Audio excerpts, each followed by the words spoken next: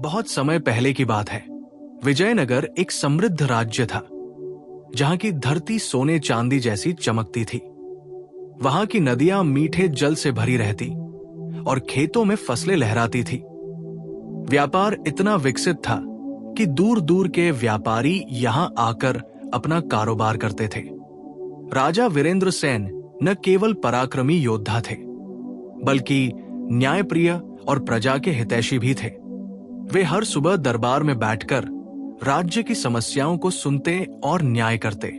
उनके राज्य में कोई भूखा नहीं सोता था, क्योंकि राजा ने हर गांव में अन्न भंडार बनवाए थे। लोग राजा को देवता के समान पूजते थे। वे मानते थे कि वीरेंद्र सेन का शासन स्वर्ण युग है। युद्धों में राजा अजेय थे, इसलिए शत्रु राज्य भी उनका आदर करते थे। लेकिन राज्य के दक्षिणी छोर पर एक घना रहस्यमयी जंगल था, शापित जंगल, जहां से जो भी जाता कभी लौटकर नहीं आता। राजा वीरेंद्र सेन को इस रहस्य को सुलझाना ही था। एक दिन राजा स्वयं घोड़े पर बैठकर जंगल में प्रवेश कर गए। चारों ओर घना अंधेरा था। पेड़ों के बीच से अजीब सी रोशनी निकल रही थी। तभी राजा को मीठी वीणा की धुन सुनाई दी। वे ध्वनि के पीछे गए और अचानक एक झील के किनारे एक परी खड़ी थी। उसकी चमकती नीली आंखें गहरे आसमान की तरह थी। उसके रेशमी बाल हवा में लहरा रहे थे। उसकी पीठ पर सुनहरे पंख थे, जो हल्की रोशनी में चमक रहे थे। राजा मंत्रमुग्ध होकर देख रहे थे। राजा ने पूछा, तुम कौन हो? परी मुस्कुराई और धीरे से बोली, मैं इस जंगल की रक्षक हूं, लेकिन यहां मत आओ, ये जगह तुम्हारे लिए ठीक नहीं है। राजा ने पूछा, ये जंगल श्रापित क्यों है? यहां आने वाले लोग कहां चले जाते हैं? परंतु परी ने कोई उत्तर नहीं दिया और अचानक गायब हो गई। राजा वापस महल लौट गए, लेकिन अब वो और भी उत्सुक हो गए थे। अगर ये परी जंगल की रक्षक है, तो वो क्या छुपा रही है? अगले दिन राजा फिर से जंगल गए। उन्होंने झील के पास एक गुप्त द्वार देखा। जैसे ही उन्होंने दरवाजा खोला, वे एक दूसरी ही दुनिया में पहुंच गए। ये जगह किसी स्वर्ग से कम नहीं थी। सुनहरे फूलों से ढके पेड़, आसमान में तैरते महल, चमकते हुए झरने। क्या ये परीलोक है? राजा सोच ही रहे थे कि अचानक दरवाजा अपने आप बंद हो गया। राजा अब बाहर नहीं जा सकते थे। राजा को परी फिर से दिखाई दी, लेकिन अब उसकी आंखों में मौन के बजाय आंसू थे। राजा ने पूछा, सच बताओ, ये जगह क्या है? परी ने एक गहरी सांस ली और कहा, महाराज, ये परी लोक नहीं है। ये एक श्रापित दुनिया है। जो भी इस जंगल में आता है, वो इस दुनिया का हिस्सा बन जाता है। तो क्या मैं कभी वापस नहीं जा सकता? राजा चौंक गए। परी ने उदास होकर सिर झुका लिया। एक ही तरीका है, आपको इस श्राप को तोड़ना होगा।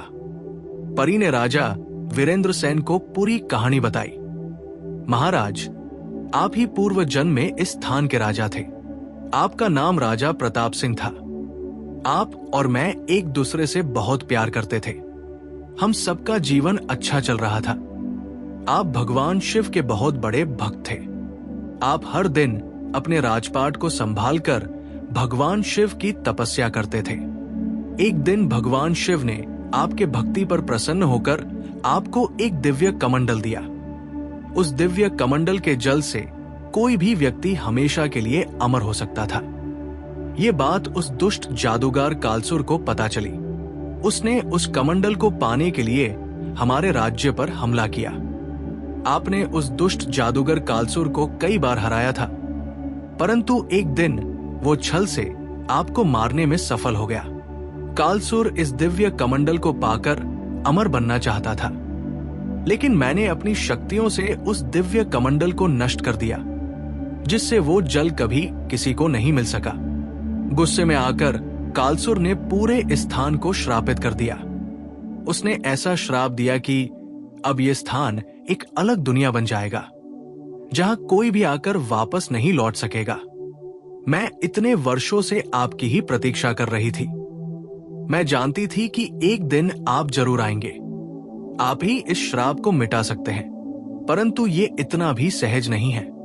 जब ये सब घटनाएं घटी तभी एक ऋषि जी से मेरी मुलाकात हुई और उन्होंने मुझे ये भविष्यवाणी बताई कि राजा प्रताप सिंह का फिर से जन्म होगा और वो इधर आएंगे। वो इस जगह को श्राप मुक्त कर सकते हैं, पर उन्हें अपना आत्म बलिदान देना होगा। ऐसा कहकर वो ऋषि जी चले गए। अब राजा के पास दो ही रास्ते थे। पहला कि हमेशा के लिए इस परी लोक में फंस जाएं, और दूसरा कि अपने आत्म बलिदान से इस श्राप को तोड़ दें। राजा ने परी का हाथ थामते हुए कहा, यदि मेरे त्याग से तुम्हारी और इस भूमि की मुक्ति संभव है तो ये त्याग मुझे स्वीकार है। उसके बाद राजा ने अपनी तलवार अपने गर्दन को लगाई और रक्त की कुछ बूंदें नीचे गिरी के तभी अचानक पूरी परी लोक हिल उठी। राजा के हाथ में से तलवार गायब हुई। राजा के शरीर से एक चमकती हुई ऊर्जा निकली और जंगल में फैल गई। जंगल के चारों ओर से अंधकार हटने लगा। झील का जल पुनः स्वच्छ हो गया। जो लोग श्राप के कारण वहां फंसे थे वो भी मुक्त हो गए। श्राप टूट चुका था। राजा के पूर्वजन्म की परम शिव भक्ति के कारण ही उनके रक्त के कुछ बूंदों से ही श्राप का प्रभाव टूट चुका था। परी की आंखों से आंसू गिर पड़े, लेकिन अब वो पहले से कहीं अधिक शक्तिशाली हो गई थी। परी के पंख पूरी तरह सुनहरे हो गए, परंतु जैसे ही श्राप टूटा परी धीरे धीरे हवा में विलीन होने लगी। तभी परी ने कहा, अब मुझे जाना होगा, पर मैं हमेशा तुम्हारे साथ रहूंगी। राजा वापस अपने महल लौट आए, लेकिन हर पूर्णिमा की रात राजा को झील के पास वही मीठी वीणा की धुन सुनाई देती थी। क्या परी अब भी वहां है? क्या वो हमेशा के लिए गई या किसी दिन वापस आएगी? इस सवाल का उत्तर आज भी कोई नहीं जानता। कहानी की सीख ये है कि सच्चा प्रेम और त्याग कभी व्यर्थ नहीं जाता। हर संकट को सुलझाने के लिए केवल बल नहीं, बल्कि धैर्य और प्रेम भी चाहिए। ऐसी ही मोटिवेशनल वीडियोस को देखने के लिए हमारे चैनल को सब्सक्राइब करें। हम फिर से मिलेंगे एक नई जुनून वाली कहानी के साथ। तब तक के लिए अलविदा दोस्तों।